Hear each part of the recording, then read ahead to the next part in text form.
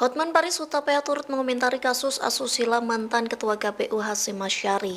Melalui postingannya di Instagram pada Kamis 4 Juli, Hotman mempertanyakan apakah hubungan intim antara Hasyim dan pelapor berinisial CAT adalah mau sama mau.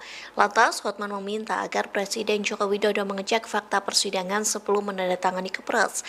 Apakah benar CAT mengirim pesan dan meminta agar Hasyim memeriksa kesehatan hingga mengidap penyakit kelamin tertentu yang hanya ada di Asia. Jika benar ada pesan tersebut, Hotman pun mempertanyakan apakah hubungan intim tersebut merupakan sebuah paksaan atau mau sama mau.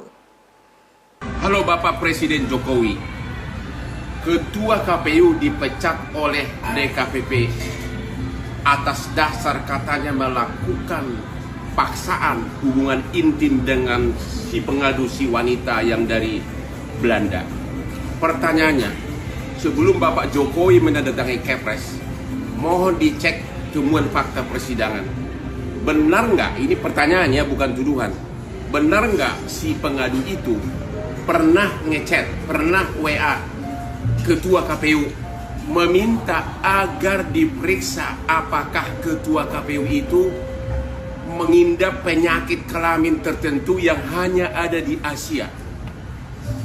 Kalau ada chat dari seorang wanita seperti itu kepada seorang laki, pertanyaan, apakah itu hubungan intim dipaksakan atau mau sama mau? Ya. Yang kedua, benar nggak selama persidangan DKPP si cewek itu ngotot tidak boleh dipublikasikan identitasnya? Tapi setelah dia menang, sekarang sudah viral di mana-mana, dia nongol di mana-mana. Pak Jokowi, hati-hati, jangan sembarang tanda tangani Kepres. Cek dulu. Hotman 991. Download Tribun X sekarang. Menghadirkan lokal menjadi Indonesia.